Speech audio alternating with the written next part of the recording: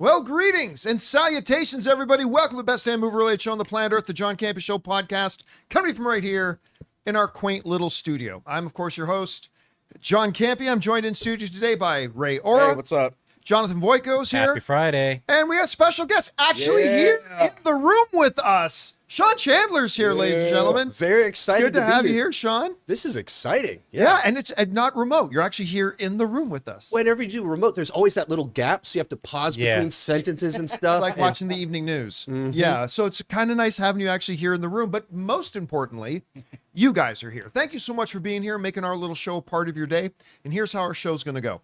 We're going to start off by talking about a few predetermined topics we got lined up for you guys. Then in the second part of the show, most important part, we're going to take your live comments and questions. If you have a thought, theory, opinion, or question that you'd like us to address, as long as we deem it appropriate to be addressed on our show, you can go ahead and fire it on into our tip link at www.streamelements.com/JohnCampea/tip. And here's the good news about that link. It's good 24 hours a day, 7 days a week. So if you happen to be listening to our show a little bit later in the day on podcast feed, either on Spotify, Apple Podcasts, or your favorite podcasting app of choice, or if you're watching the show a little bit later in the day and you have a question or a topic, you can still use that tip link and send it on in, and we'll just get around to answering it on the next episode. And guys, for the last time, this is the last reminder, our annual Adopt a Family is going on right now. Today's the last day, and again, you guys have delivered in spades. For those of you who don't know, Adopt a Family is a program that most cities run. All you got to do is call your local city hall and ask if they have an Adopt a Family running. Most cities do. And they'll pair you up with a family that's in particular need this Christmas. Maybe they don't have the ability to give their kids the Christmas they deserve. Well, that's where you and I come in. So Ann and I have been doing this for about 12 years. And for the last couple of years, we've invited you guys to join us. And you guys every year deliver in spades. This year, we put together a list of over 135 different items. There's 3 left. So if you guys still want to contribute, there are 3 things left. One is a $100 Amazon gift card. Now, all the smaller ones got given out. 4 of you guys have already bought. We only listed 5. 4 of you guys have already bought $100 Amazon gift cards for this family. There's still some t-shirts, a dinette set if you want to get that. But either way, guys, our living room is already getting full of all the stuff that you guys have already got. So thank you guys so much for that. And we'll let you know when we'll put the delivery day update up. So thank you guys so much for that. All right. With that all down, guys, let's get on to our first main topic here, shall we? And that first topic is this. You know, John Wick kind of exploded onto the scene. Everybody forgets Keanu Reeves' career was dead again before John Wick came out. He was making a bunch of little movies that nobody cared about. And frankly, John Wick kind of sounded like the next one. Then the trailer came out. By the way, 1 month before the movie opened. For everybody who wants trailers, 9 months before the movie comes out. John Wick didn't drop his trailer till 1 month before the movie came out. And it caught everybody's attention, and we've loved John Wick ever since. Well, now we got the next installment of the John Wick empire, Ballerina, with Ana de Armas. I became a lot more interested in this when I saw her in the James Bond film. That was probably the best part of that whole movie. And, you know, at CinemaCon, we all expected that we were going to get a John Wick cameo. And then they showed us stuff at CinemaCon like, that's a lot of John Wick. And then I spoke to somebody at Lionsgate and they said, oh no, this is basically John Wick 4.5. I'm like, really? Yeah. He goes, don't get me wrong. It's Ana de Armas' movie, but there's a lot of more Keanu Reeves in it than, say, Robert Downey Jr. in Spider-Man Homecoming, right? So still a side character, but kind of major. Well, they've dropped the first official poster for this film. And do you have it there, Jonathan? Yeah, I got it right there. Here's the first thing where up on her back, she's covered in tattoos. Up on her back, it says Lux in Tembrius, which I believe stands for light in darkness, which is very hopeful. Then, of course, all the tats on the back and stuff like that. They released the first main trailer. I thought it looked really good. There was a big delay because they said that they wanted to put a few more. I spoke to somebody at Lionsgate. They said, the movie's good. It's a John Wick universe film. It needed more action. And so they went back and filmed some more big set pieces for action to put into it, which I don't mind at all. The movie comes out in the summer, right? July, I think, is when it comes out. July of 2025. So, which is a delay from when it was originally supposed to come out, but there you have it. Anyway, I think the poster looks great. June 2026. No, June 6th of Oh, 2025. June. I'm like, wait a minute, what? Woo. So, listen, That's an early trailer. I love the look of it. And here's the thing. Normally, not all the time, but when a poster gets dropped, usually within the next couple of days, a trailer or another spot gets dropped. So I'm kind of expecting another, even though we're still like 5-6 months away, but another Ballerina trailer. Anyway, Sean, you had a chance to see, number one, what do you think about the poster? I think it's kind of perfect for what we've got so far, and what's your expectation level like, anticipation level like? What are you expecting out of Ballerina? Yeah, so as for the poster, it has that John Wick aesthetic to it, that vibe, kind of on all the levels, the vibrant color scheme, just even a tattoo. You don't realize how much like that massive John Wick tattoo on his back. And then you see it on her and you go, that is some of that iconic John Wick imagery. Of course, she's holding a gun. So it just feels like it belongs in that world. As for the movie itself, I think we all watched John Wick, and one of the things almost everyone took away from it was the world building here. Everything feels so in depth, like there's more stories to tell, and we want to explore the Continental, and everywhere he goes, it feels like that could be its own spinoff. So we're getting a spinoff, and as you mentioned, she was great in No Time to Die. She was so good in that. And so you go, a movie of that with the vibe and aesthetic of John Wick, that sounds great. Now, Len Wiseman is directing it, and I like him, but I don't think he's a Chad Stahelski. So that I agree. In a sense, it's not that I dislike him, but he was almost my biggest concern. And so when they said they were doing the reshoots and Stahelski's going to come in and punch up the action, you go, well, even that fills in the gaps right there of what I was a little bit concerned about. And the first trailer they put out, I went, that's what I wanted from, that's what I was hoping for. Yeah. But correct me, did Len Wiseman direct Underworld? Yes. Okay, it was him who directed Underworld, right?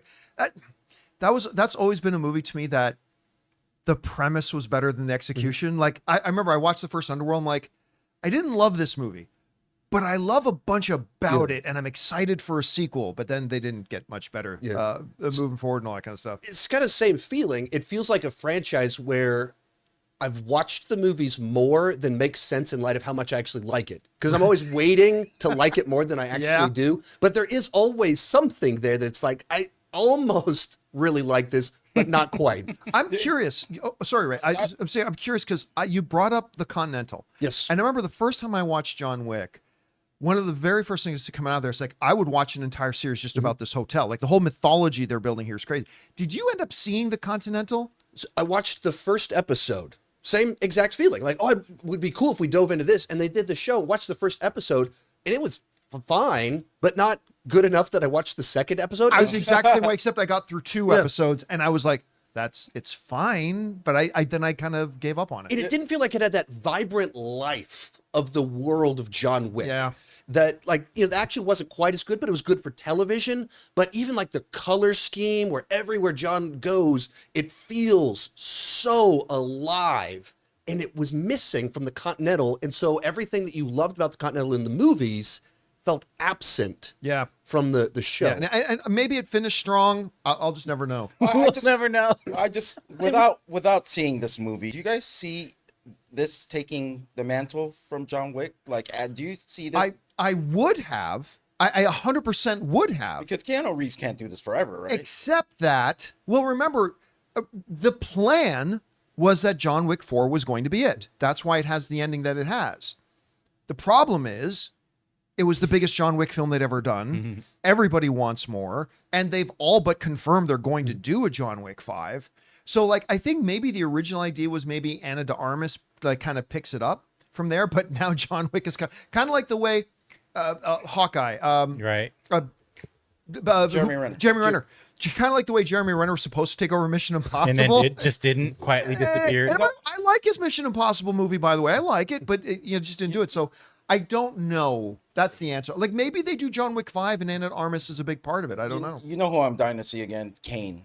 Kane was such a good. Oh, he was so... We don't know what happens to him. Yeah, I hope he makes an appearance somewhere down the line. I hope that character is not gone. I actually, because this is a prequel, but I'm wondering if, this is just me theorizing, I wonder if there's going to be a post-credit scene in Ballerina where it time jumps to the other side of John Wick 4 to continue on to John Wick 5. They did a bunch of reshooting. Maybe they worked that into it. That's actually a really good thought. Anyway, guys, the question is for you. First poster for Ballerina is now out. Where's your expectation level like? What's your excitement level like? Could you not care less about it? Super stoked for it? Whatever you guys think, jump down to the comment section below and let us know your thoughts. All right, guys. With that down, let's move on to this, shall we? Kind of a little bit, sometimes the worlds of technology, social media will kind of, cross-pollinate a bit with our world of entertainment. And that's the situation here. Now, obviously, we're streaming on YouTube, but one of the big social media platforms, of course, is TikTok. I think it was first introduced in 2016. It's become an absolute juggernaut. But then we heard, I guess going on a year ago, that they passed a law saying that TikTok was going to get banned in early 2025 unless the company that owns it, a Chinese entity, sells it. Now, of course, as all things in court do, they appealed that. But according to a news story here in NPR, the appeals court, U.S. Court of Appeals, has just upheld the ban, saying that TikTok is going to be banned. Now, we'll talk about how this interacts with the movie business just a second here, but just to give you the background on this, NPR writes, a federal appeals court on Friday upheld a law banning TikTok nationwide unless the viral video app was sold off by its China-based parent company, rejecting TikTok's claim that the crackdown violates the free speech rights of millions of Americans. In its ruling, the court said that it was precisely because of TikTok's expansive reach that both Congress and the president determined that divesting it from China's control is essential to protect our national security. In its opinion, the court wrote TikTok's ownership by a China-based company, ByteDance, which sounds like a TikTok viral thing in and of itself, represents a national security threat that surpasses the free speech concerns of TikTok risk. Okay, so we've known about this for a while. Who knows how this will ultimately resolve itself? For now, the appeals court has upheld the ban, and China's going to have to sell it if they want it to keep going. We'll see where it goes from here. But where this really becomes interesting for us in the world of entertainment is that as TikTok got bigger and bigger, the movie industry has turned to it more and more. As a matter of fact, even this headline coming out of Deadline back in 2022, how TikTok is fueling Hollywood's marketing campaigns, like Sony's epic pitch for Spider-Man No Way Home. More and more, Hollywood was turning to TikTok to put out their own viral marketing ideas. But even more than that, turning to influencers on TikTok. And even more than that, idiots like me who do this type of programming but on TikTok instead of on YouTube, like they really rely on the organic discussion. They said like 52%, I think it was in this report, of people use TikTok at one point or another, use it to express thoughts and opinions on the entertainment industry. That is something the entertainment industry really relies on. Mm-hmm. Sean, you and I were talking about this a little bit before the show started, in that it's been a long, hard process for old Hollywood to learn how to pivot to digital. And they've now been doing it a lot, only to feel like maybe a bit of that carpet in digital is being pulled out from under their feet. What does a Hollywood studio, what do distribution companies that are trying to make and market these films, who've probably come to rely more and more on TikTok, if this ban goes through, do they double down on other digital platforms? Do they retreat from the digital field and try to maybe go back to more traditional things, billboards, television, just buying ads on YouTube or something like that? How do you see the entertainment industry being affected if TikTok gets shut down? Well, it's fascinating because when you first sent me the link, I was like, how does that exactly tie in? And then immediately go, oh yeah, this is how movies are marketed now. Yeah. And you think about even big world premieres and things like that. What do? They invite a bunch of influencers to come in. Yep. And they're basically hype men for these movies. And it's kind of cheapened sometimes the first reactions to movies because they're just so excited to be there. And now that's in danger.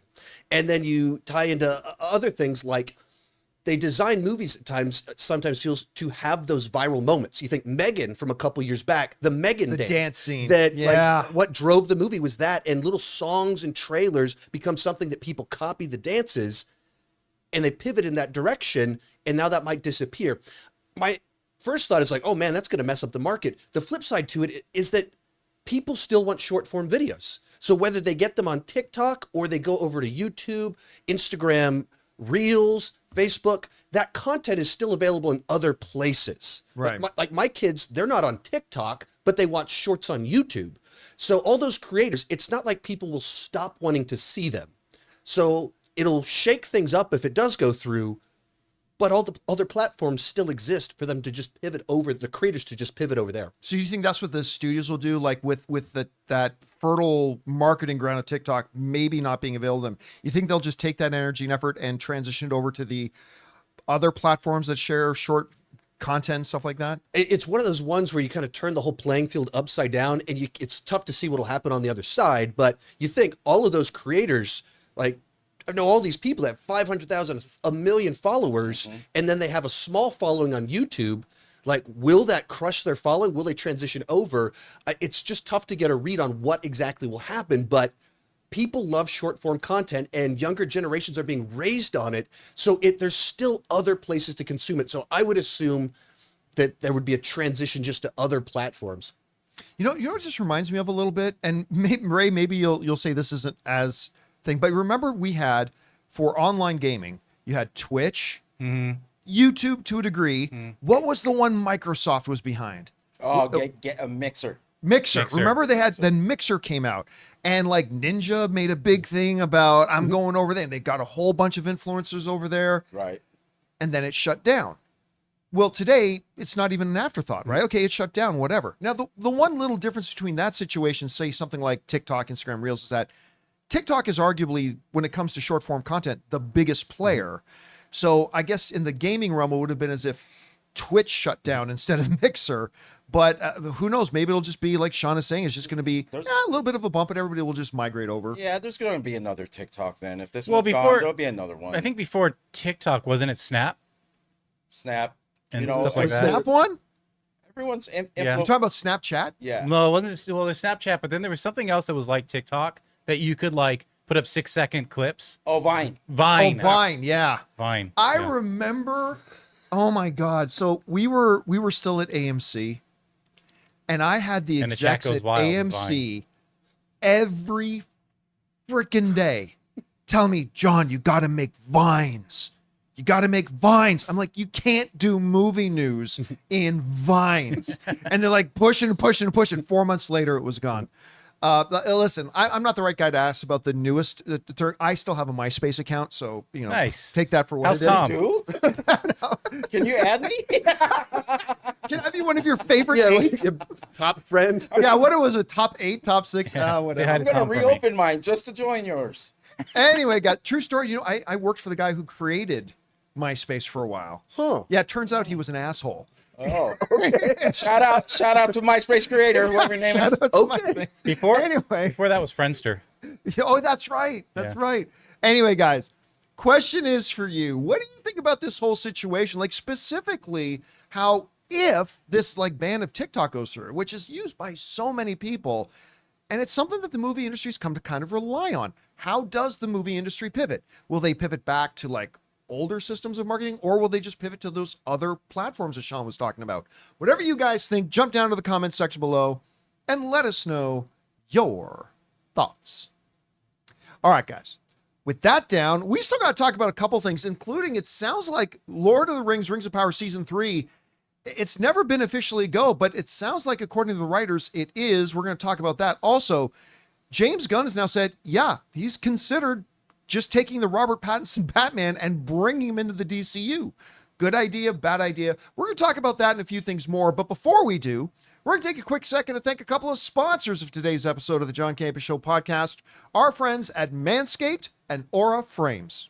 Guys, we want to take a second to thank a sponsor of today's video, Manscaped. Guys, with the holidays creeping up faster than you can imagine, I've got something jolly to share with you. If you want to look sharp for all those festive gatherings and maybe finally win that Best Groomed at the Family Dinner Award, check out Manscaped's latest masterpiece, the Chairman Pro Package. Trust me, it's like Rudolph for your face, guiding you to a smooth, irritation-free shave. So let's talk about the main star here, the Chairman Pro Electric Foil Shaver. This shaver comes with 2 skin-safe blade heads. There's the 4-blade foil for that clean, close shave, and a stubble trimmer if you're keeping a bit of that rugged look. Guys, this thing has Flex Adjust technology, so it adapts to the contours of your face and neck, giving you a smooth shave without the irritation. And yes, it's waterproof, so you can use it right in the shower, no mess. They've also included Power Shave Gel, which makes every shave glide smoothly and the face shave smoother to keep your skin calm, hydrated, and free from razor bumps. So if you're ready to upgrade your grooming game,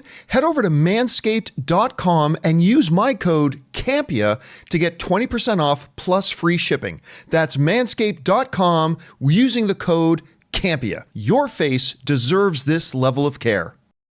Guys, we want to take a second to thank a sponsor of today's video, Aura. Let's be honest, what most people really want for the holidays is to see their favorite people more often. That's why this year, the best gift you can give, besides plane tickets, is an Aura digital picture frame. Named the #1 digital photo frame by Wirecutter, Aura frames are incredibly smart and easy to use, allowing you to upload unlimited photos and videos directly from your phone to the frame. Plus, you can order the frame online and preload it with photos and videos using the Aura app, so it's ready to go right out of the box. Ann and I have had ours for a while now, and we absolutely love it. Because you may not know, Ann and I like to take a lot of pictures, including a lot of our dogs, Ann's recent trip to Paris, and a whole bunch of other things. And we love having it right on display right there in our living room. So save on the perfect gift by visiting auraframes.com to get 35% off Aura's best-selling Carver matte frames by using promo code CAMPEA at checkout. That's AURA frames.com, promo code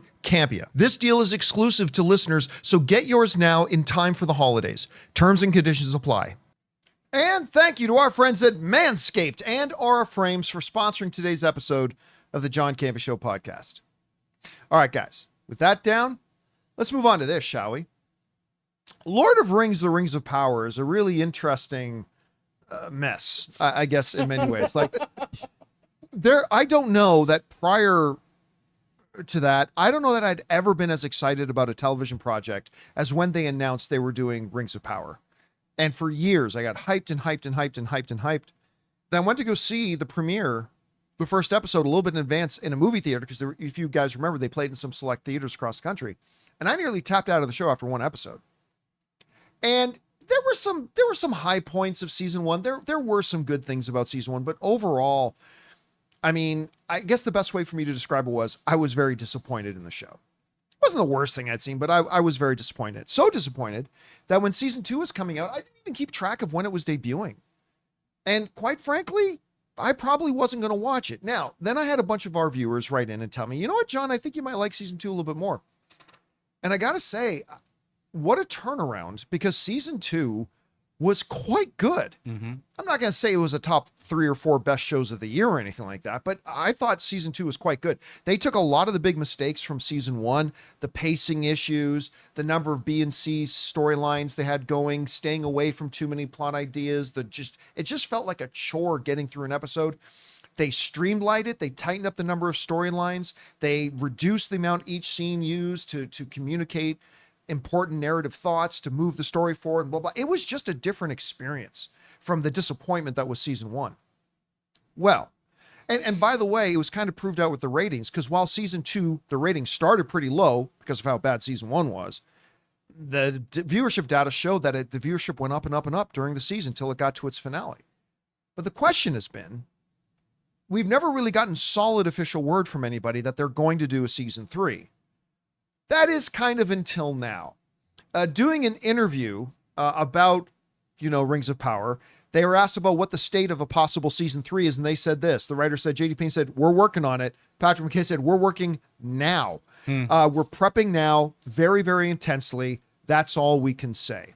So it does sound like we're going to get a season 3. And unlike my anticipation level going into season 2, which there was none, I got to tell you, somehow, some way, this show found a way to turn it around. And I'm not going to say I'm nearly as excited for it as, say, Last of Us season 2 or things like that, or the next season of House of the Dragon, but I'm looking forward to it now. And I couldn't say that going into season 2, but season 2 kind of turned around. And Sean, I don't know what it is. Like, I know you never had a chance to watch season 2 yet, but It's very rare when either a movie franchise or a television franchise can start really weak and then kind of turn it around. Like, we brought this up the other day, the first Star Trek motion picture. But then we got Wrath of Khan. That happens so rarely. And now it's going to be interesting to see, okay, was season 2 a fluke? Or are they actually going to be able to pick up on that and go through? Now, one of the reasons you avoided season 2 is because, like me, you were pretty disappointed in season 1. What was it about season 1 for you? I'm just wondering if they line up with mine that kind of left you feeling like it was wanting. Yeah, it just never left much of a mark. It just started to feel like homework watching the show, like big, expensive images. We're in this world that's exciting, but you read Lord of the Rings by Tolkien, and it's the greatest of all time. And so to watch Middle Earth content that just feels so mediocre, that doesn't move you the way that The Hobbit, the way that Lord of the Rings does, there's something about that that's kind of off-putting. Yeah. That Lord of the Rings should be better than this, and they paid enough money that it needs to be better than this. Yeah. And so it kind of came around to this fall, and the show came back, and right now, there's so many premium shows right now with Agatha, Skeleton Crew, Dune, Penguin. I just never even got around to it, and I barely even thought about it. And then I was like, oh yeah, that's back. I don't know. I'm too busy to watch that. Yeah. It just feels like homework. Yeah. Everyone, most people, they work and they come home. They only have limited amount of time.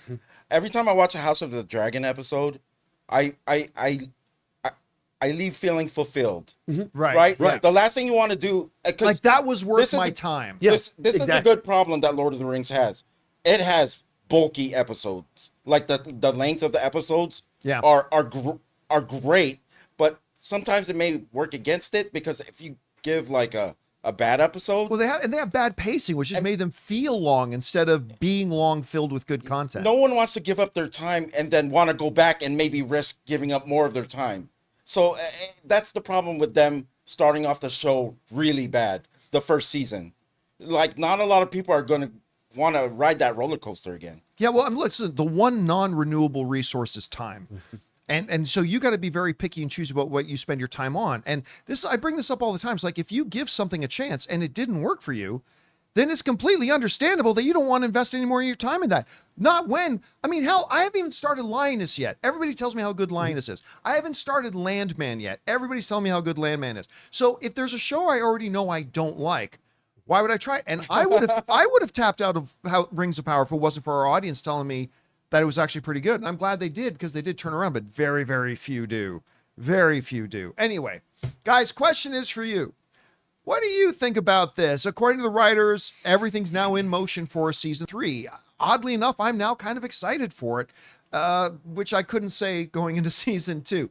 Whatever you guys feel about this, jump down to the comments section below and let us know your thoughts. All right, guys. With that down, let's move on to this, shall we? Of course, Creature Commandos has started. I didn't love it the first 2 episodes, but I liked it. I thought it was good. I mean, it's not on the same level for me as, like, say, Invincible or like Arcane or things like that, but it was a promising start, and it shows that it's got a lot of potential of where it can go. More importantly, it's kind of the soft launch of the DCU. Of course, the real hard launch of the DCU comes with Superman in the summertime. But as James Gunn has been laboring with his partner, Peter Safran, to get a brand new DC universe ready for us, there's been some confusion among some people and some questions about, well, listen, Matt Reeves' Batman was obviously a big winner. Why don't you just take Robert Pattinson and make him the Batman in the new DCU? And when that was brought up to him on the Happy, Sad, Confused podcast, which is kind of a sister thing of ours because we were managed by the same people. Anyway, James Gunn kind of addressed it. He's thought about it. This is what James Gunn said. He said, I've contemplated it, bringing Robert Pattinson into the DCU. When asked if he was considering bringing Pattinson's Batman into the DCU on Happy Sack View podcast, I contemplate everything. We talk about everything. You'd be an idiot not to consider it. James Gunn continued, adding that DC Studios is committed to telling Elseworld stories and DCU stories. I want the freedom. I love this because you guys have been watching me for a long time. I've been crying for this for a decade. I want the freedom to tell Elseworld stories. We want to be able to tell a story in which Superman is very different from his DCU counterpart, Gunn said. We want to play with these characters in different ways. One of the things I love about DC over Marvel comic books is that those things are much more plentiful. There's many more Elseworld stories. There's many more presentations of Wonder Woman and Batman and Superman, especially that you see them showing up in different ways in different Elseworld stories. I think that's part of the fun of DC. Watchmen is the result of DC telling a story that's outside the continuity of DC Comics. Anyway, let's get on to that in a minute about the whole idea about Elseworlds and stuff like that. I know there have been a bunch of people who loved the Batman like I did. Penguin was so good. And kind of, there are people thinking, why don't they just bring Robert Pattinson over? My feeling on this is the same as it's always been. I think part of the power of Matt Reeves' Batman, played by Robert Pattinson, is the same kind of element that was there with Christopher Nolan's Batman. He doesn't live in a world of the supernatural. There's something more grounded. That's why like The Dark Knight is really more of a crime thriller than it even is as a comic book. And I feel like the Batman that we got in Matt Reeves' world is not a Batman that exists in a world with women with magical golden ropes that make you tell the truth, or people who can run at the speed of light, or alien beings from Mars or Krypton or wherever else you wanted to be. It was a very gritty, grounded Batman that felt like, in a way that Matt Reeves made us feel like that could actually happen. Of course it couldn't, but it made us feel like it could. And so while I completely understand a lot of people who love Batman and would just love to see that Batman in the DCU, Sean, for me, it's not something that clicks together. It's shoving a square peg into a round hole. I'm glad he is where he is. I want to see more Robert Pattinson Batman movies, but I think you need a different Batman for the DCU. But I agree with James Gunn saying you had to at least consider it. I don't know. What do you think about his comments? And what do you think about the whole debate about where Robert Pattinson's Batman should go? So I like the idea that we're going to let these directors cook. And they went, Matt Reeves, what do you want to do with Batman? And he had this vision over here. And then James Gunn came in, and what do you want to do with Superman, your DCU? And he wants to do something else over here. And we're going to let two different visionary directors have their vision for DC. And they're not the same. And that's okay. And that's a good thing. It reminds me of when people wanted Christian Bale to show up in the DCEU in Batman versus Superman. And let's do in the Flash, will Christian Bale show up? And I was like, no, you had it's beloved because it's so anchored in reality, and you undo the anchor as soon as a portal opens and Christian Bale walks through it. And that's kind of the same thing here, where you have this Matt Reeves universe that is built around a specific set of rules, and it's a different set of rules than what James Gunn wants to build his universe around. Yeah. Let them both exist. And I think the other thing that's nice about it is that you give the audience permission not to watch everything. And what I mean by that is you think like the MCU, for the first 3 phases, it was a pretty tight genre expectations, and so everybody would watch everything and knew what to expect. And with phases 4 and 5, they've started to branch out a little bit more, which is good, but it also means people have watched things and been like, what is Marvel doing? Like, this isn't what I signed up for with Iron Man. And so people feel like they don't have permission to just skip out without feeling like they're abandoning Marvel. And this gives you permission to say, yeah, I like the James Gunn stuff, Matt Reeves, that's for other people. And I like that. Like, not every piece of it needs to be for the full fan base. Yeah, just for argument's sake, let's say at some point James Gunn decides to let some director, I don't know, Jordan Peele, do Superman Red Son, which I've always wanted a Superman Red Son. The great thing about Red Son is you can go to a movie audience person and they go, well, I've never seen one of the DC movies. Doesn't matter. It's not connected to anything. You can just walk in totally cold, having never watched a DCU movie, and go in and watch Red Son. Same thing could have been said about Matt Reeves' Batman. It's like, well, I didn't watch like Batman versus Superman, or just doesn't matter. It's a totally separated thing. It's a totally isolated thing. I love the idea of these Elseworld stories, and we'll see where they go with them. Now that we got Sean in here, I got a question for you, Sean. Okay. It's Friday, so we usually have Batman Beyond Day. I want your take on this. Oh no! What do you think about a live action Batman Beyond movie? Will it make money? I think if you do a Batman Beyond movie, it's going to have a gigantic budget. Anything with, well, I would say anything with Batman in it will make money, but we had a Flash movie come out a year ago that had multiple Batmen in it. I hate and that it argument. lost a ton. The movie, it had Batman. Batman doesn't inherently sell the way that you would think that it would, and now Joker doesn't inherently sell either. And so I think if they made a Batman Beyond movie, you would have a bunch of people that absolutely loved it. Maybe it would grow a new fan base. It's just tough to see that level of risk when you think a movie that would have to cost $200 million. So now it has to make over $600 million or whatever to be profitable with a niche show from 24 years ago. It's just tough to do it like John. So you're saying, hang on. So you're saying there's a chance. Is what I'm getting from this conversation. I mean, seated in the Batman Beyond side right here, but I get it. You answered with logic. And that's what we don't want to hear right now. It would be irresponsible for them to not make this movie with a $350 million budget. So if I'm in charge, of course I'm going to greenlight it. Is that what you want to hear? You could do an Nobody animated cares about a non-Bruce Wayne Batman. That's like saying nobody cares about non-Peter Parker Spider-Man. Hey, listen, and I got corrected. I mean, that's what I thought, and I was wrong about that, right? Like, I didn't care, and then they made me care about Miles Morales. However, that's why. But I was say that's why ever since Spider-Man Into the Spider-Verse, I've said, you know what? I think the chances today of a Batman Beyond are probably better than ever because Batman Beyond the Spider-Verse really did that. But you ask any average non-comic book person, movie fan, who are 95% of the audience, I don't talk to those coming people. out and ask them, who's Batman? None of them are going to say Conor McGregor, McDickey. What's his name? Terry McGinnis. No, not one person coming out of those movie theaters is going to say Terry McGinnis. They're going to say Bruce Wayne. However, I have gone on record as saying if you were to approach it like Spider-Verse and you did a really innovative, like animated feature. See, animated's a chance. Then you could but make. Ray is insisting on live action. But am I the only one in that one scene in the Batman where he puts on that contact lens and he walks through that bar? Didn't think of Batman Beyond at that moment. No, they thought of Iron Man. People thought of Iron Man. I didn't think of Batman Beyond to that.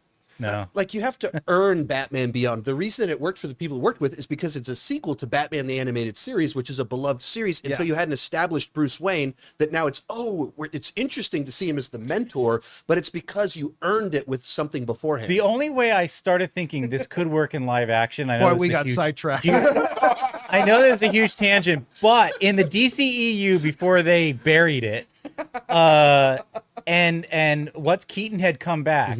One, he was going to be in Batgirl or Batwoman, but that got He was going to be canceled. in Batgirl. So he was going to be in Batgirl. He was in the Flash, and let's say in an alternate universe these things were successes. I could have seen Keaton's verse having then bridged to a Batman Beyond. That was the only way. Let's round this up. I trust in James Gunn, and I trust that he will make a Batman Beyond.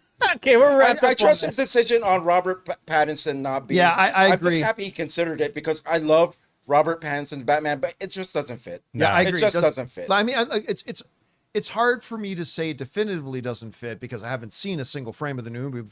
But from everything that it sounds like, and oh dear, Dune came back in again.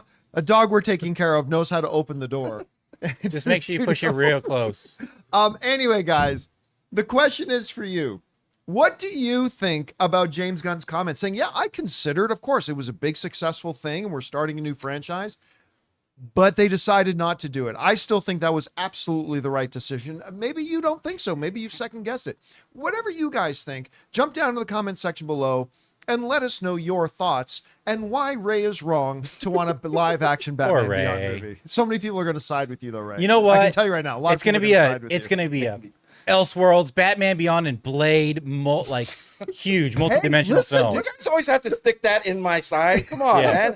But he just talked about Elseworlds. Maybe he does. Like, hey, in an Elseworld, 25 years later, there was this guy, Terry McDickey. Spaghetti Nuts. And Terry Spaghetti Nuts. And maybe Batman Beyond becomes an Elseworlds. No, I don't want it no more. Just shut up. Just shut up already. Who cares, man? Who cares about it? All right, guys, listen. It's time for us to move on to the most important part of our show, which is, of course, your topics and comments and questions. But before we do, we're going to take another moment here and thank a couple more sponsors of today's episode, our friends at Tile and Public Rec.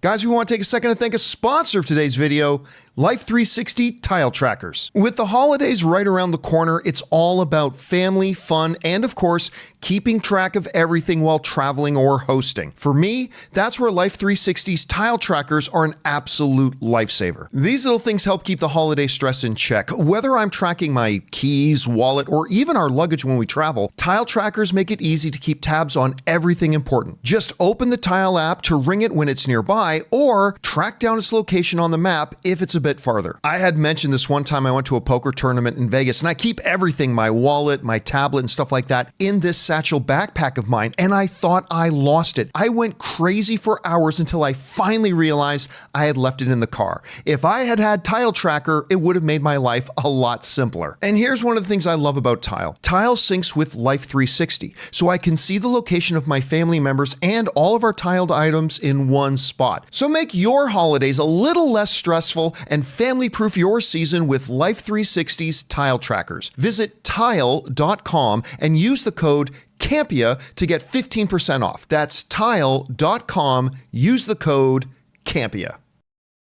Hey guys, we want to take a second to thank a sponsor of today's video, Public Rec. Guys, we all know finding pants that both look good and feel good has always been a major challenge. Public Rec's Daymaker pants are here to make sure you stay comfy and classy this season. I absolutely love that they feel like your favorite sweats, but they look like tailored pants. They're super stretchy with an elastic waistband, so you can wear them anywhere. The first thing I noticed when I put these pants on was they go on and feel just like my most comfortable pair of sweats, yet they look so good. Another great thing about these pants is, when you order comfortable pants, you only get to pick from like small, medium, or large and extra large sizes, but with Daymaker pants, you get to select the exact width and length that you need. Public Rec not only has the most comfortable pants made, but they have a huge selection of high quality everyday basics, like this beautiful hoodie I was wearing on the show the other day. So stop suffering in regular pants and give the gift of comfort this holiday season. For a limited time only, our listeners get 20% off when you use the code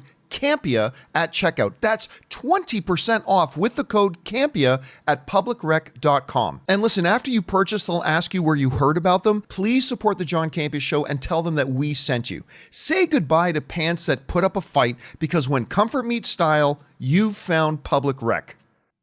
And thank you to our friends at Tile and Public Rec for sponsoring today's episode of the John Campea Show podcast. I said something else. I won't say what I was about to say. Anyway, guys, it's now time for us to move on to the most important part of our show, which is your live comments and questions. So, Jonathan, what we got up first? All right. Well, we're starting off big. We got a two-parter and a total of $100 from Mike Halsey. What? Mike? Thank you, you man, so much. I Yeah. appreciate that, dude. That Thank you so much for your sponsor. Yeah, that goes to Ray. I don't think so. Mike Halsey says, hi, John. Last year, you were worried about the future of theaters and movies on big screen, especially with the growth of streaming. This year, you've been excited about hit after hit, but some massive blockbusters making $1 billion. Does the movie success of 24 give you fresh hope for the future of cinema on the big screen? Do you think it might have just been a blip when we got lucky with the movies that were released? Or could there be an uncertain future ahead? My biggest fear of the health of the movie theater industry has never been because of streaming. I mean, listen, I'm old enough to remember when the VHS came out and everybody says this is going to be the death of the movie theaters. And then Laserdisc came out and this is going to be the death of movie theaters. And then DVDs came out and this is going to be the death of movie theaters. And then streaming came out and said this is going to be the death of movie theaters. And the movie theaters endured. And, like Chris Rock gave one of the best arguments ever. He goes, this is why movie theaters are always going to be around. It is the most economical date night you can possibly do. Like, rather than taking somebody out to the bar, which you're going to drop probably about $85 in drinks, just go to the movies. It's great. And I still contend, by the way, John Campea Love Doctor in session, do not do dinner and a movie. Do movie, then dinner. I've explained that why before, but it'll work. Trust me. So anyway, I think, I was talking to a friend of mine the other day, and especially when you go back to the beginning of 2024, remember Furiosa tanked, Fall Guy tanked, both really good movies, and they tanked. But ever since that happened, the box office has been it's been actually a pretty good year. And now by the time we get Sonic out, Mufasa out and stuff like that, this year is actually going to rake in more than at the box office than last year did. And I think the way my one friend said it is like people are remembering to go back to the movies now, to the point that this past Friday was the second biggest box office day in recorded history, only beaten out by the opening Saturday of Endgame. That was it. And so I still feel good, but here's where my nervousness has always been, Sean, about the movie theater and the health of the movie theater industry, is the movie theaters themselves. I did this one video where I said, movie theaters will die and then it'll be death by suicide because of we won't go into all the stupid things that they do. But if the movie theater industry itself, number one, AMC, get rid of your jackass CEO. If the movie theater itself themselves can kind of course correct and get back to the idea of we are a consumer driven business. We need to make decisions that are going to entice consumers to come in while maintaining financial stability. That'll be great, because here's been my big thing, Sean. I want to know what you think about this. The way the movie theaters have handled their situation over the last couple of years has been attendance is shrinking. Therefore, our revenue is shrinking. So let's charge the people who are still coming more to make up for the revenue. The increase in prices makes even fewer people come. So the next year they go, okay, our audience has shrunk again, so our revenue shrunk. Let's charge those who are still coming even more to me, and it's become a death spiral. They need to get back to the place where the concept, instead of saying, how do we make up for the revenue, they need to change the question to, how can we get people back in the theaters again? And I get it. Everybody wants $5 movie tickets. That's not realistic. The movie theaters are out of business. You got to charge enough to stay in business. I get that. But it just seems like their focus has been on how to recoup revenue rather than how to recoup the audience. And I know I'm putting you on the spot, but if the CEOs of all the theaters were to call you right now and say, what would be some of the keys of enticing people back to the movie theaters again? What would your advice to them be? I mean, great marketing starts with having a great product. So some of that is the movies coming out, and some of that is the experience. The reason that people like going to the movies is that it is a communal experience, but you want a good communal experience. And that requires people having good etiquette. And when you have a generation where there's a gap there because of COVID, where some people didn't go to the movies as often and people got used to watching movies at home, and the etiquette keeps dropping, and more, there's like a thing, Wicked comes out and people pull out their phones and they film the screen and post it on Twitter, and like stuff that it's like crazy level of insanely bad theater etiquette. You're on your phones pulling it out, this bright screen, and that's not enforced. Like they don't have anyone saying, no, you can't like pull out your, do that. You can't talk during the movie. Like one time I went to go see a movie and there was a group of high schoolers watching porn in the front row during the movie. And you're like, what is this? Just like crazy levels of bad behavior. So I'm in Austin, which is the home of the Alamo Drafthouse. And their thing that they're very known for is properly enforcing theater etiquette. I love how they do that. I don't like Alamo Drafthouse very much, to be honest, but they are the gold standard when it comes to prioritizing in theater etiquette. And you take that and let's apply that to the AMCs, the Cinemarks, and just make the quality of the experience better. You don't have to worry about some moron, shouting during the movie, having their phone out, or if someone brings their wildly too young child to Terrifier 3 or whatever, like you can't do that, and enforce the rules so that it's a good communal experience. Yeah. And you watch a movie and it's fun and you have emotion together, you laugh together, you cry together, but it's together. It's not, I'm on my phone, I'm filming this for Twitter. It's that sort of thing. Like, and have the theaters be clean, right. Make them feel safe, like just an inviting environment that it feels like going to the movies is an event, and it will be a good event. Yeah, I agree. Good call. All right. What's next? And thank you again, man, for supporting us on that level. That's incredibly generous of you. Thank you, dude. Also, Sean, that's Mr. Moron, okay? Mr. Moron. I'm the one usually shouting in theaters. Oh, my bad. Train Spotting music fan says Keira Knightley is so talented and excels in Netflix's Black Doves with Ben Whishaw, who is also fantastic, and their chemistry is brilliant. Highly recommend this series. Netflix series? Black Doves. Not surprised that I haven't heard of it. Nobody is the worst is worse at promoting their own material than Netflix. Oh my goodness, they're so bad. Okay, but to your point, Keira Knightley is a gem. I have a hard time thinking of something she's been in where she's been in stuff I didn't like, but that I didn't like her. I mean, she's gold as far as I'm concerned. I absolutely love her. So thanks for putting that on my radar. I'll keep my eye open for it. All right, what's next? We got Baldur's Grape says, I will explain why Isildur playing Snape is great. I think you mean grape. We don't try to find a replica of Ledger's Joker. It's legendary, just like Rickman's Snape. This is what I was saying yesterday. We have the movies to revisit those versions. So let's get something new and fresh, not to repeat. Yeah, you don't repeat the one medium of the film.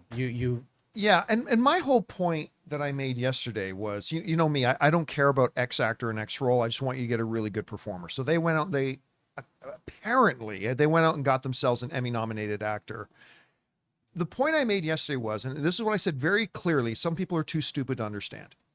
I said very clearly, there's nothing in the Harry Potter stories that give any importance or relevance to the ethnicity of Snape. Like, there are stories where yes, like a certain character's ethnicity or whatever becomes an important part with something in the story that is directly related to their ethnicity. None of that exists in the Harry Potter books. Now, some people who weren't listening then wrote in and said, John, directly in Harry Potter, it describes him as having this hair. Yes, it describes the character, but nowhere in the story does that become relevant to the story. And I've always said with any character in any show or in any movie, as long as you're paying attention to the key important elements that do affect the story, I'm okay. And so, you know, the mantra for a lot of people has just been, just get the best person for the role. And look, it may not end up being this guy. But man, if you've watched him act, you'd feel pretty lucky if he actually ends up being in a property you're excited about. Do you think there's a big group of people that actually are going to assume the series is connected to the movies, and that's where... I don't think so, because like your whole, like, you're going to have a whole new cast of characters. Like that isn't, you know, Daniel, that isn't Emma, that isn't Rupert. Like, they're going to know that right away. So I think people will clue into that. Actually, are you much of a Potterhead yourself? So I'm not a fanatic or anything like that, but everyone else in my house is. So I kind of, that's my life. Right? So my wife, she's obsessed with Harry Potter, read all the books, and then like so's my wife. Kids go to bed listening to the books and everything. You know, I've seen all the movies 10 times. I've been to both Harry Potter worlds, so know the world very well. But I'm not the fanatic the way that Harry Potter fanatics are fanatics. But which is your favorite one? Favorite movie? Well, out of the Harry Potter. 6, Order of the Phoenix, because they fight back. Fight back against Umbridge. Right. It's such a great villain. That was my favorite until Half-Blood Prince. Mm-hmm. Then that. You know what? I as a non-Potterhead myself, I really like the final film. I like the first one. You like the first one? Just because of the awe of picking the wands. It's like they're still kids. Oh, yeah. It's like the wonder of that just always gets. Now you can't see her, but Sean's wife is actually in the room with us. She's off camera, but because I've just been outed as a major Potter fan, so I am curious. And you'll have to give short answers because nobody can hear you, unfortunately. But I am just curious, as probably the biggest Potter fan in this room. So they're saying that they're going to be able to spend an entire season on each book rather than movie. Good idea or bad idea? You're in. Okay, so as a major Potterhead, you're in on that. So now they got to execute. So this is a long haul series, then. Like they're planning 8 seasons, 7 seasons. Sorry, 7 seasons. So then we'll see how they do. Anyway, all right, what's next? Anonymous says, this is about the wicked.com. John, the website has never gone straight to jugs, etc., even before the issue. Her too specific description of the website will be the downfall. Right. For those of you who didn't watch yesterday's show, you guys, of course, know we laughed about it because Mattel and Universal made a big mistake where in the fine print on the packaging of some of the Wicked toys, they accidentally put the website as wicked.com, which seems intuitive, but it's actually wickedmovie.com. Wicked.com is an adult porn production company. And so we mocked them and made fun of them for it and all that kind of stuff. It's a mistake. It happens, whatever. Well, yesterday we talked about a story that there is now a woman who's suing them for $5 million. And my basic response to it was, number one, Maybe your daughter should sue you for bringing that home because you didn't inspect it before you brought it home and just gave it to your kid. How irresponsible. Maybe we should sue the mom for not properly monitoring their child and what they're looking at and not looking at on the internet. All that was just being facetious, of course. But I mean, I don't believe, and listen, the fact of the matter is she could be telling the truth, but the way she told the story, I don't believe for 1 second that what she said actually happened. I think she saw idiots like me online talking about the story and said, there's a quick buck to be made. My daughter looked at this. And then Ray brought up a great point. As he goes, yeah, because I know as a kid, when I got a toy, the first thing I did was read the fine print on the packaging. That doesn't happen. It doesn't happen. I'm even on the Wicked site right now. You can't even see anything. I was trying to confirm it. It's not there. They have the hard research that Ray Aura does. I'm not lying. I typed it in, and there's a big gateway before you can even see it. He's actually looking at it right now. I thought he was joking. He's not. That's the only time you can have it in your history, and you have an excuse. It's true. That's what I'll tell you you. drag it to your second screen. I so want to pick enter, but that's not the right. Yeah, not safe for work. Not the right not safe time. for work. All right, we'll get off there. But yeah. Her description of it was and awful. what was the point of the question? I forgot the actual. He was saying there's a wall. She was saying There's a gate. But Gate. the wall only went up. If I remember this correctly, the wall only went up once the story of the mistake broke, Right. Which means that like this lady would have had to have been one of the first people in the world to buy that. The very first thing the kid did was not open the toy, but read the fine print and go to the website. Maybe the kid's just a the nerd. wall went up. I'm not gonna lie. I went on the Wicked website when we first reported it. They Yeah. didn't have the gateway up, and there's still nothing. Yeah, He's but that never was looked that back. was the half day that was before Unfortunately. the gate went up. So anyway, all right. What's Fortunately, about the next? gate or not. Unfortunately, there was nothing. Anorak, the all-knowing with a two-parter, says, hello, y'all. Hope you're having a wonderful Friday. I was thinking about Avengers Doomsday last night. Just imagine Doom having the heroes pinned down in a seriously difficult situation, and from the dark mist, you hear a laughing cackle, and then you see purple and red magic. It's Agatha and Wanda and their villainous team. They assembled across the multiverse. Villains team versus Doom moment, perhaps. It would be a badass moment to see. It wouldn't be a bad moment. I mean, look, I still don't think Elizabeth Olsen's coming back, but it's possible. I mean, and she has certainly been dropping hints. And I don't know how you feel about this. Like the problem, because I love Elizabeth Olsen and I love the Wanda character. I think other than Tony's specific story arc, I think hers is the next best individual story arc from the beginning of when she showed up to when she ends in Doctor Strange. But my problem with the idea of bringing her back is she is so overpowered. Like she literally took on all the sorcerers of the world and didn't have a problem with them. I think it was Ray brought up, yeah, but she doesn't have the Darkhold now. Maybe that mutes her powers a bit. Can you see her coming back for something like Doomsday, Avengers Secret War, stuff like that, or do you think she's done? I think we'll see her again. Yes. Just even the way that she died, it's definitive, but not in bold text. Like, collapse, she's dead, yeah. But felt open enough that something else would happen, and it didn't feel like a satisfying enough death for a character that, to what you just said, has a really tremendous arc. Right. Yeah, the arc is Villain great. To Hero Avenger, to villain to family person to villain. Like, there's a lot in there that's very compelling. And then, building collapses or whatever. It just doesn't feel like that's the end. And if you're trying to do this massive epic showdown that we're building towards, everyone comes back, the threat's bigger than ever, then the fact that someone is overpowered, you need that person that comes up that can, battle off a multiverse's worth of evil, Dr. Dooms or whatever. So I think that we'll see her again in some fashion. And she seemed real definitive that she was done 2 years ago. Doesn't the sound recent like that as comments much. do not sound like that. Right. You know who had that same pattern? Robert Downey Jr. When Endgame was saying, he was very definitive. Yep, I'm done. And then he started to soften in his comment. Did you watch Agatha? I did. There's that, of course, that one part in Agatha where Billy asks her, "Is my mother dead?" Yes. No. Maybe. So it's like, okay, we see what you're doing there. And as soon as you do that, it feels like we're cracking the door open. We're cracking the door open. We're laying the foundation for something that could go somewhere. If we don't go there, we're not setting ourselves up for failure, but we are cracking that door a little bit. Right. All right. What's next? BMC says Gunn said in an interview recently that he's less concerned with the DCU having an overarching story or lead to a big bad, and more focused on the universe building. What are your thoughts on this approach? Makes me think we won't see a JL film anytime soon. No, I don't agree with that. See, like we kind of talked about this the other day. The reason I love James Gunn's comments there, by the way, he wasn't saying we're never going to build up to something. He just said, look, right now, what we just got to focus on is really good movies. Yep. That's what we got to focus on. We got to focus on, we got to not worry about how this plan of these 6 movies are they going to lead into these 4 movies, are going to lead into these 2 movies, are going to lead into our Justice League.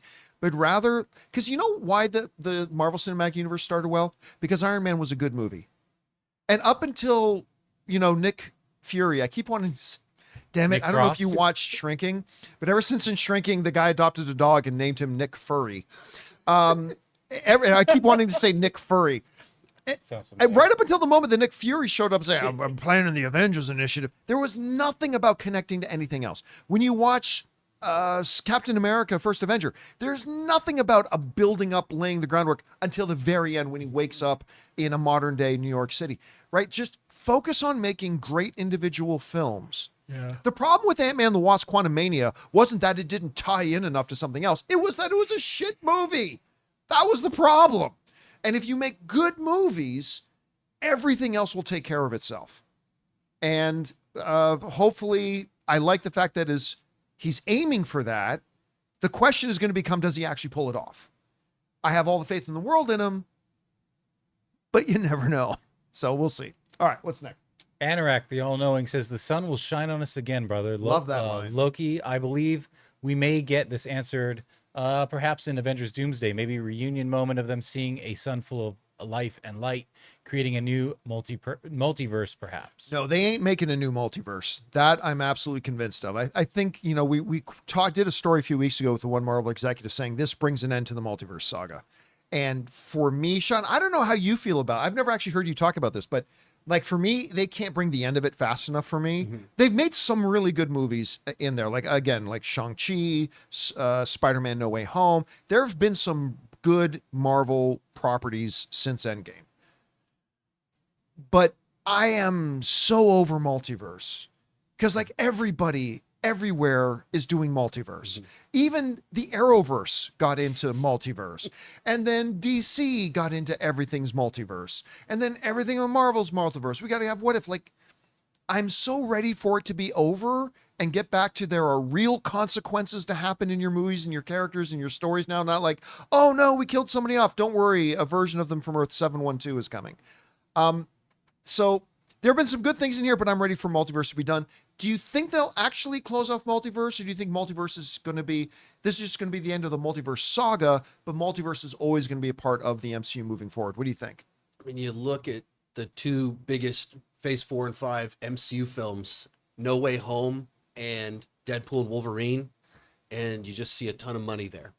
And both of those movies are almost kind of MCU and even Doctor Strange 2 made almost $1 billion, yeah. Right? The Once Upon a Multiverse made a ton of money, and even those 2 movies are like MCU adjacent. It's the fact that they are pulling Fox in, we're pulling in Toby and Andrew Garfield into the MCU, and you just see the money that came with that. I think as an overall arc that we're telling all these stories, I think people are, as you said, tired of it, and they work as individual events, a film that's cool for the fans, and they can do that really well.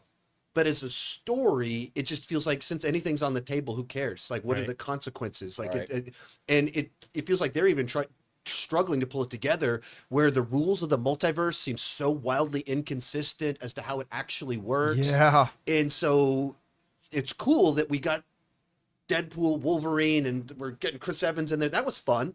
And Blade's in there. That's fun. But it's the gimmick side to it, the nostalgia, the member berries or whatever. Like, it's that you like about it, not the actual saga, the way the Infinity Saga was exciting as we're building towards Thanos. And so I think moving to something that's more story-based rather than, for lack of a better word, gimmick-based. All right, what's next? David says, not sure if Sean will be around for questions tomorrow. Well, I got good news for you. But regardless, I love it when you have him on. Two of my favorite creators collaborating is such a treat. Also, did you see Ringo Starr confirmed Barry Keoghan will be playing him in the Beatles movie? All right. So, you can't have an episode of my show without me saying at least one thing that everybody hates. I don't care about the Beatles. I don't get me wrong. They have some songs I've never and somewhere Scott Mance is screaming at his television. I've never really cared much about the Beatles. I don't care about these upcoming Beatle movies. Barry Keoghan, he'd make a great Ringo Starr. Actually, I'll give him that. I didn't like Brightburn all that much. Saltburn. So Brightburn was like totally different. That's you didn't like that one either, though. But I didn't love that movie either, right? Yeah. I didn't love Saltburn overall. But holy crap, was he good in that? Oh God, he's so good. So, I mean, it'll be interesting, but I'm not. Do you got any excitement for the Beatles movies? Is this the deal where they're doing 4 movies at once? I as a concept, I find that interesting. Mm-hmm. Like, it's just so different that I'm curious about the event of that. I don't know that I'm specifically interested in a Beatles movie. I grew up in a very Beatles household. I'm named after Sean Lennon, John Lennon's son. Really? That's what my parents' dad's inspiration was. John Lennon was his favorite artist of all time. And so the Beatles in that regard were a huge part of my childhood. But at the same time, that doesn't mean that there's like a movie there. So the event of doing 4 at the same time, that's just a unique cinematic thing to do. So that's just the novelty of it. I go, how are you going to do that? Will that work? That's the piece I'm more interested in than specifically, a Ringo Starr movie? Like, I don't really care. Yeah. I don't know why, whenever I think of Ringo Starr, I think it was a cutaway on Family Guy where they said, oh, that reminds me when Ringo Starr tried to write a song. And then they do a cutaway. You see the 3 Beatles tuning up their instruments, and Ringo Starr comes in, hey guys, I wrote a song. And John Lennon goes, oh, that's great. We're going to put it right on the fridge, right there for everyone to see. That's all I think about now when I think of Ringo Starr. Anyway. All right. What's next? Karsh says both DC Studios shows so far provided the entire season to critics, which bodes well for their future. It's comforting to know the finales didn't disappoint, unlike, say, Skeleton Crew, whose great reviews only reflect the quality of the first 3 episodes. Yeah, I don't know what you do about that, because back in the day, not that long ago, television critics didn't get provided the entire upcoming season. I mean, the reality is, in traditional television, by the time a season starts, they're not even done finishing the final episode. I remember Arrow was on episode 4 of one season, and I was on the phone with Stephen Amell, and it's he was in Vancouver shooting the 3rd last episode still. That just didn't happen. So it's tricky. It is particularly unfortunate though, because Disney Plus shows, both the Marvel and the Star Wars stuff, have a tendency to start strong. They I didn't love, but I even kind of liked the first episode of Acolyte. I really liked the first episode of Obi-Wan. I liked the first episode of Book of Boba Fett. I liked the first episode of Ahsoka. I ended up being disappointed in all of those shows. So, yeah, with Skeleton Crew, I'm euphoric because I love what I've seen so far. But I am nervous because I've heard this song before. So I don't know. I haven't asked you, what did you think about the first few episodes of Skeleton Crew? And do you share the same nervousness that I have about where it could go? Really enjoyed the first, so I've seen the first 3 episodes of the show. Oh, you saw the 3rd one as well. Okay. And the thing that really popped out to me is I'm always the Star Wars champion in my household, trying to get everyone to watch. And like my oldest daughter wanted to name our youngest daughter Ahsoka. That's how much she liked Ahsoka from Clone Wars. And then she watched the show. She tapped out after 2 episodes because she just thought it was boring. Oh. And the kids were actually invested in Star Wars the way we were with Mandalorian season 1 and 2. Right. And that was that excitement of yes, my family's actually excited about Star Wars again. But like you said, how many of these shows have started off with a good hook? There was something a little bit different for Star Wars or for Marvel that you went, oh, I like this. And then this Disney Plus model, they haven't figured out how to consistently deliver quality shows from beginning to end. So often they meander in the middle and disappoint in the end. And so that I'm afraid, because I was like, you've got me excited again. Like this is cool. And it feels compatible. It's fresh and new, but compatible with the Star Wars experience. Can you hold it together? Will the mysteries raised about this planet they're from, will it pay off in the end? I got my fingers crossed. I'm hoping it will. Yeah, here's hoping we don't go down the same road. All right, because I love what I've seen so far. It makes my heart smile when I watch that show. All right, what's next? Victor says The Day of the Jackal is now the biggest new TV series to launch on Sky TV in the UK. Really enjoying it. Eddie Redmayne is perfect as the chameleon character. Well worth a watch. You know how earlier I was saying, like, there are shows I want to watch. Yeah, I haven't started watching Linus. Haven't started watching Sandman. Day of the Jackal is another one I really want to watch. I've heard great things about it. Ann and I both definitely have it on our queues, so we'll get around to it. But I'm very, very into it. And you got like an Academy Award-winning actor in Eddie Redmayne. How do you sleep on Eddie Redmayne? You can't. You know. Yeah, it's and like... listen, I really like Lashana Lynch, so I think they're going to be great together. So I just haven't watched it yet. All right, what's next? Victor says, if the Snape casting is true, it looks like I have to take him off my Bond list. I had him high on that. Great actor. His stage of Hamlet was excellent. Oh, and I'm pretty sure his name is pronounced Papa Isayadu. Okay. Isayadu. You're going to say if you're going to try to correct somebody on how something's pronounced, spell it out phonetically, because that didn't help. Yeah, again, one of those names that I've read 100 times, but I've never heard anybody actually say it. Yeah, I heard some people mention, I had never heard it myself. And then like just last week, I heard some people bring up his name for Bond. So it's like, oh, that's interesting. Anyway, that being said, I just think, you know what won me over on the Harry Potter series is when they announced the showrunners and the producers, the people from Succession and the people from House of the Dragon and the people I'm like, when I saw that list and I was like, oh, you're taking this seriously. So here's hoping, because if it turns out bad, they're investing in 7 seasons worth. So here's hoping it's good. If you can bank on anything, bank that HBO is doing it. So that's exactly. the thing. There's right? no doubt. That's it. Yeah, they have such a track record. I mean, they have a now over 25-year track record of premium television. They've actually figured this formula out. Yeah. They've delivered so many fantastic shows across decades. And so you go back to source material that, like, the first few Harry Potter books are about the length of a long movie. And then you get into the later ones and you're having to condense the book so much that the idea of doing a season of them, you can finally play this out properly. Yeah. Like in the early ones, the full book is in the movie, but it covers a full year. So it's pretty easy to like fill that out in a way that would be satisfying because you want to explore this world. And with these showrunners, HBO, you just trust it a lot more than something like Disney Plus that hasn't figured out the formula yet. Yeah. Well, HBO has. The one good thing about Disney Plus is I remember though a few months ago when they announced, look, we're going to get rid of the way we've done the shows. We're now going to we're going to put in place a traditional showrunner. We're going to give them control over the shows. We'll see how much that pays off. The people who need to worry are the Narnia fans.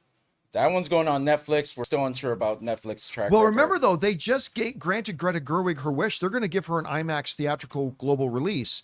And, I just found out something interesting that it might make me actually interested in this. Yeah, remember, I've been reading C.S. Lewis, like beyond Blind Witch in the Wardrobe, like Mere Christianity, Screwtape Letters, all that kind of stuff. I've been reading him forever. But I have no interest in this Greta Gerwig Lion, the Witch in the Wardrobe.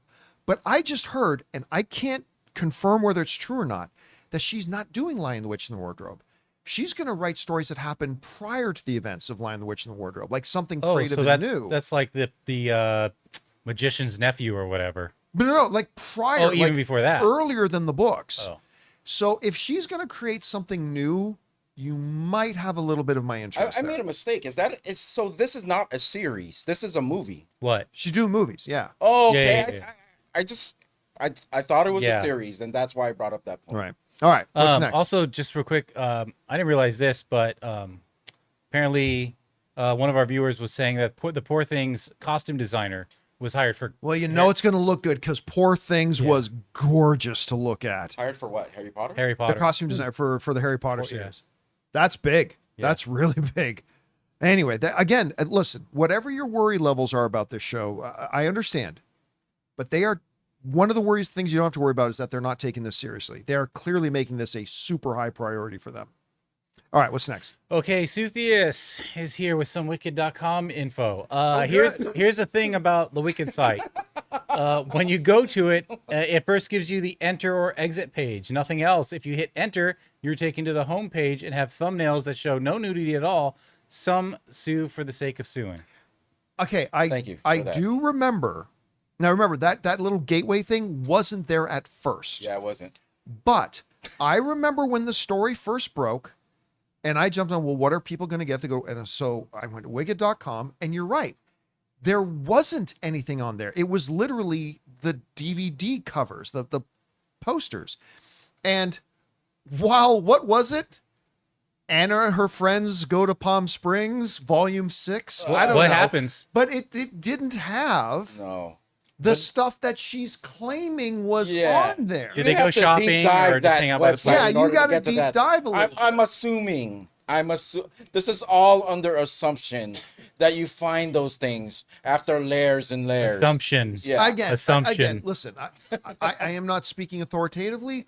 I don't know what this person's experience was. I'm just saying I have my doubts. If she can sue for $5 million, it's a class action. But did that. So, I was sitting here in this work environment, and Ray had Wicked.com open. I did not consent to that. Can I sue this? You know what? I've got liability insurance. We're good. It's like, all right. What's next? Okay, Michael Croson says, just finished watching the John Williams doc on Disney Plus. It's excellent. Post original trilogy. What's your favorite piece of music he's composed for Star Wars? For me, it's Duel of Fates, Battle of the Heroes, and Jedi Steps from the End of The Force Awakens. Listen, for me, Duel of the Fates, as much as I don't like the prequels, the Duel of the Fates ranks right up there with the original trilogy music. It's iconic because, like, just the music itself gets your blood pumping. It's so incredible. Other things, the Padme Suite, I think is what it's called. It's really beautiful. It's great. He's done some great music for there. But like a lot of people forget, you know, Ann and I go to the John Williams concert every year at the Hollywood Bowl. And every year we take some people with us. And it's always cool when they start playing something, they're like, this was John Williams? It's like, yeah. Like when they start playing Jurassic Park. And like, this is John Williams? Like, yeah. You know what gets a lot of people? When they start playing Harry Potter. Dun, dun, dun, dun, dun, which is the one thing they should bring over from the movies, by the way. It's crazy how much he's done. I have still not watched the documentary. Have you seen this documentary yet? Not. I got to watch it because we good. go to his concert every single year. You did see it? Yes. You enjoyed it? Very good, yeah. Excellent. All right, what's next? James Wheeler, the $50 tip. Thank you, James, so much for supporting us on that level, man. That's incredibly generous of you, dude. Says, hello, John, Sean, Ray, and Jonathan. I was curious what because you haven't spoken about it in a while. How highly would you rank Kingdom of the Planet of the Apes? I love it. Which one is it? Yeah, which one is that one? That's the Is third. Kingdom is the one that came out this year. Is that the one that came out this newest year? one. Yeah, That's yeah, the new newest one. I quite enjoyed Kingdom of the Planet of the Apes. The fourth. I didn't like it as much as, say, what was the second one? Dawn. I didn't like it as much as Dawn. I think I liked it more than War. I have a lot of problems with War for the Planet of the Apes. So I really liked the first two in that series. I quite liked it. I mean, it wasn't going to end up, it's not going to end up on my top 10 of the year list or anything, but I quite enjoyed it. And I actually thought the ending was interesting with the power coming on and all that kind of stuff. What did you think about that movie? I was very positive on it. I mean, I love that full trilogy from the last decade. Of just the biggest surprise of the last decade was just how good those movies turned out to be.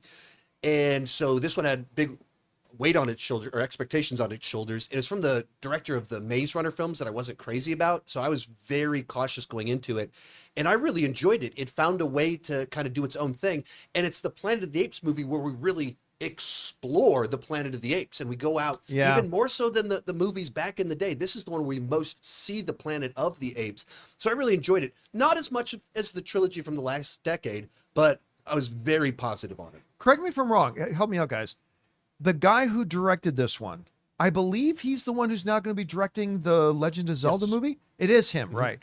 And so that was the thing that I took away from it. It's like seeing that movie and liking it the way I thought, okay, this gives me even more hope for this Legend of Zelda movie. So, All right, what's next? Matan says, does anybody have an AI fatigue? New AI products keep getting bad reviews, Apple, and more people reject when corporations use AI, but investors keep pushing it despite resistance. I mean, yeah, listen, the Apple 16 AI, that what they call Apple Intelligence integration, has become a nightmare. Like now they're even like these hardcore Mac YouTube channels are like, don't get the iPhone 16. It's so half baked. It doesn't even have the things running on it. Now now listen, I'm a tech head. I'm still sitting on my iPhone 13. Like I use the iPhone 13, it works great, blah, blah. Thinking about switching back to iOS, but yeah, I've heard nothing good about it. But that being said, every tool is about the right application, right? AI is a tool, and used in the right applications, it can be phenomenal. Like I know my wife uses AI a lot for, like, my wife is doing her doctoral thesis right now, and she's using AI for a lot of research stuff, and it's helping her incredibly. Actually, at the universities, they're encouraging their students to use these tools. So I guess so. There's great applications. There's huge future for it. I own a lot of stock in AI technology, so it's doing great for me. But yeah, but it's not what a lot of people think it is. So I don't know. Do you got a lot of experience using AI? I mean, I never use it for like images or graphics or anything like that, but I use it behind the scenes for writing copy, descriptions for videos, brainstorming video ideas. And like, I never run with a title that AI comes up with, but it gives you, I'll write a prompt and say, what 10 high click-through rate titles for a video on this concept, on this topic, and it gives you 10, and you pull together the 3 best ones and you come up with something really good. It's just great for breaking your patterns of thought, brainstorming. And so there's a bunch of great things that it can do as a tool, not as a replacement for an artist. And so people get like really upset about that version where someone's losing their job creating art because of AI. I understand where you're coming from there, but it's also a tool that can streamline the busy work, the work that does not require creativity, really your humanity. It's just writing copy. It's just like brainstorming ideas. And it's an amazing tool for that. Like as a YouTube creator, it's very useful in helping me behind the scenes. I actually just used it the other day. Remember, we're talking about how Gladiator 2 at just 326 million is the highest grossing Denzel Washington movie of all time. So I went on to Google Gemini and like, what were the top 10 highest grossing worldwide Denzel Washington movies? And it gave me that information. I was able to then take that information, present it to the audience. So again, it's a tool. If you don't use it for the right reasons or in the right ways or at the right applications, then it's kind of useless and looks stupid. If you use it the way it's supposed to be used, it can be really helpful. All right, what's next? Okay, we got Dark Helmet, who says, do you think we will hear the iconic John Williams score in Superman in the new DCU, or will they create an all-new soundtrack? Maybe a mix of both like they did in Superman Returns. Well, Superman Returns is kind of a different thing altogether. I think it's going to be more like Batman versus Superman, where they slipped it in. They slipped in that little bum, but it's not really there. No, they should not use the John Williams score. No. And no, they should not use the Hans Zimmer score for Man of Steel, a score which I love, by the way. They shouldn't. This is a new Superman to have a new theme. And it's been traditional. Listen, if every Superman always had the John Williams score, then I would say, yeah, use the John Williams score here. But there is now a tradition that each new Superman has his own music. And listen, the result of it was the Hans Zimmer, what are you going to do when you're not saving the world from Man of Steel, is like one of my favorite pieces of movie music. So new Superman, new identity, should have new music with maybe a little cameo from the classic score in there somewhere. All right, what's next? We got Tack, who said, Send Me Your Blade Script says, every year I try my best to watch every Oscar nominated movie. Is it too early to get your nomination predictions? I'm trying to get ahead of the game before March. I would say Dune 2, Conclave, Challengers are locked in. Maybe Megalopolis? Just kidding. Challengers is not going to get an Oscar No, I don't nomination. think Challengers will get. Let me rephrase. Is not going to get a Best Picture nomination. No. I think... Oh, God. Okay. Conclave, Baby Girl, Honora, The Brutalist. Did I say Dune 2? No. Dune 2. Again, I have to sit down and write some things out. Is there any? Amelia Perez is one that there's a lot of discussion about. Just if you had Real Pain, Nickel Boys. There's a bunch of them that. And they're all like coming out now. Right. It's right. like, yeah. It's a little bit tougher. It's like trying to track down what are the movies I need to get watched real quick. Yeah. But again, Challengers, I don't expect that to be on the list. I'm definitely seeing Brutalist. Yeah. Well, Brutalist just won like the New York Film Critics Circle Best Film. And I'm always for Adrian Brody. Thank you. Yeah. Adrian Brody Coach won Riley. Best Actor for them. Breaking news. What's that? AMC officially has a refillable popcorn bucket for $5.99 all year long. Remember, we're talking about how that other theater has a refillable popcorn bucket. That can't be true. No, I'm looking at the ad right here on their website. $5.99, and you get free popcorn for the year. Just read what it says. Oh, it just says all year long. Refills only $5.99 as long as you bring in that. You can refill. Yeah, it's a plastic. It's a bucket you can bring back. So instead of the $7.99, you can bring in this bucket and just fill it for $5.99 all year long, baby. Okay, I thought you were saying like pay $5.99 and you get free popcorn for the year. You're trying to put popcorn out of business. But I would say, listen, in dead seriousness, if AMC were to present me with, hey, for $199. I'm not kidding. This is $27 and you can refill it all, We give you, for $199, you bring in your popcorn bucket and you get to fill it for a year. I would get that deal. I would totally get that deal. Well, this is cheaper than that. Yeah. But how much do you pay for it? Well, it's $26 and then you got to pay $5.99 every time you fill it. Yeah. But I think even if you ran the math, saves you $3 or $4 every time. Yeah, every dollar for AMC stock members. Yeah. It's something. Yeah. It's not bad. We're getting there. Still fire the CEO. All right. How many more questions we have to go through? I don't know. I never pay attention. I'm just kidding. 1, 2, 3, 4, 5, 6, 7. All right. Well, let's get through those. Yeah, let's get because we're running out of time here. Tax says Pattinson could work on DCU by taking the same approach as the comics. What happens in Batman comics affects the rest of DC, but rarely vice versa, except in the 2000s. Gotham is grounded, but outside is fantastical. Excited for Brave and Bold. I think you do that with the Batman, and then that's that. Yeah, I just don't think you can have him in there. Now, let me rephrase. You can't have Robert Pattinson's Batman in the DCU unless you fundamentally change Robert Pattinson's Batman. Right.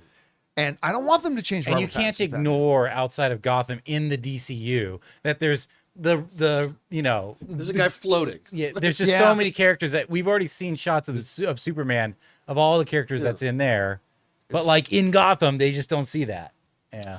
All right, what's next? Mega Red. Hey John, did you ever hear the rumor about Tom Cruise as an Iron Man variant in Multiverse of Madness? Everybody heard about that. Yeah, I thought this was an actual thing that was supposed to happen. This was before I watched you. Glad I've joined this awesome film community. Yeah, I remember that came up when we were able. We weren't the people to debunk it, but it was thoroughly debunked before that movie came out, and we talked about that. I still see people pushing that. That all came from the fact that from a piece of truth, like most bullshit comes from a kernel of truth. The kernel of truth was that back in the day, Tom Cruise was being looked at to play Iron Man, and that never worked out for whatever reasons. And so that kind of ran with the idea, well, God, if he was going to do it, then they were going to put him in here as it, and it was never going to happen. Could it not ever happen? It could. I mean, we could get into Doomsday or Endgame and see some variant of Tony Stark from another universe and it's Tom Cruise. Could happen, but there's no legitimate information out there suggesting that it is. And that was the thing at the time. It was all coming from, I'm not going to mention outlets, but it was coming from places that clearly was not giving reliable information. So there was that. All right, what's next? Joe Adonis says, Hi, John, Jonathan, Sean, and Ray. The D23 Snow White trailer was the Singing While We Work. This new one was the Girl I'm Meant to Be trailer, which is significantly better than the D23 one. But I've seen, that's the thing. So the new Snow White trailer came out, and I've seen it. I remember I watched it like, oh, I've seen this already. And I saw every single detail from the people of the kingdom are coming to take the kingdom back, like everything in it. Now, I thought that was from D23. Maybe it was. So anyway, we didn't cover the trailer on it because I'd already seen it. Like we had already seen it. I had already talked about my thoughts on that trailer, everything too. Now, but just to emphasize on it again, I like what I see. I mean, some people don't like the way the dwarves look. I kind of do, because it feels very fairy tale-ish to me. It feels like a fairy tale being brought in. Now, whether the movie's going to be good or not, I have no idea. I do know this. I don't think Gal Gadot can act, but I think this might be the thing. This might be her tipping point. They found the role. Like seriously, you know me, for 10 years, I've said, like, she's one of the most beautiful human beings, male or female, to walk the face of the earth, but she can't act that well. I watched her in these trailers and I thought, and by the way, I've thought every year she's gotten a little bit better, a little bit better, a little bit better. Then I saw her in this trailer and went, you know what? This might be the role that makes me look at her in a completely different light. I actually liked her in this trailer, and I think she's going to be, and by the way, somebody who was the fairest of them all and is real nasty about the fact that she might not be it anymore. She sold me on it. I'm actually looking forward to seeing her in this. What did you think about her in that trailer? I actually haven't seen the newest trailer yet, because it dropped on the internet when I started to do my travel to get out here to California. So there's this trailer that I guess played in theaters a week ago, but I saw Wicked at the press screening, so I didn't go see the trailer on the big screen. Okay, got it. And so I've missed it. So everyone's talking about it, and it's like the thing I've missed. Yeah, again, it's divisive. It's polarizing. On this one, I happen to fall on the side of, I actually think it looks interesting. I'm looking forward to seeing it. Anyway. All right, what's next? Sean in 3D says Friday the 13th only has one movie that was received well, and it's the first one. All others were crapped on by critics and audiences. The only positive movie didn't have Jason as the killer. Why is he such a horror icon? Similarly, Pinhead and Hellraiser. Well, the same can be said about the 78 Halloween, and then all the other ones were crapped on. So I didn't even like the 78 Halloween. I love it, but I know most people do. I'm in the minority on that. But those movies are not they're not going to be like, even critics who like are going to pan those movies. I mean, they are cheesy. It's like it's kids at summer camp getting slashed. I mean, it's not like Shakespeare here.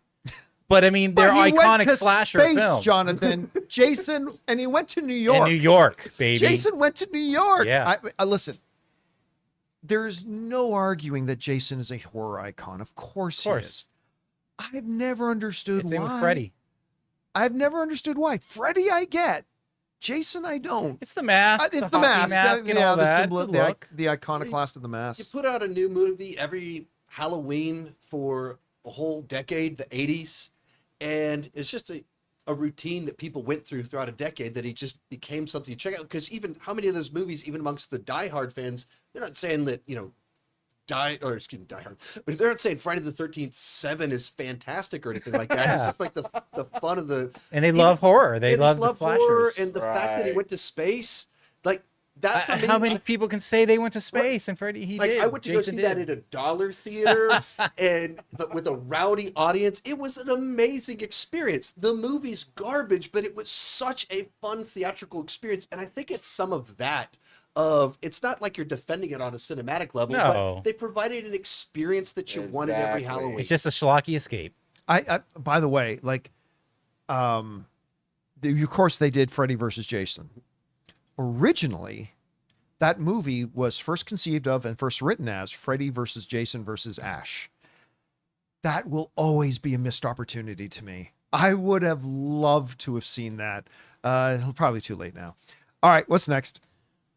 This is our second to last tip. Oh, never mind. I'm lying. R2L says, hey, John and Sean, I know that Creature Commandos is the start of the new DCU. Yes, it has great reviews and is a strong start, but do you think great reviews and high quality will win back bitter DC fans? A lot of them are still burned and made WB their enemy. No, this isn't going to be, Creature Commandos isn't going to be the thing that does it. Number one, it's an animated show on Max, so not everybody's going to see it, all that kind of stuff. But it's a step in the right direction. Listen, this is why when people ask me, how big do you think Superman's going to be? Not very big. Because it's a journey they got to be on. They are in the midst of a rehabilitation mission for the image of DC on the big screen. And it's not going to get cured overnight with one thing.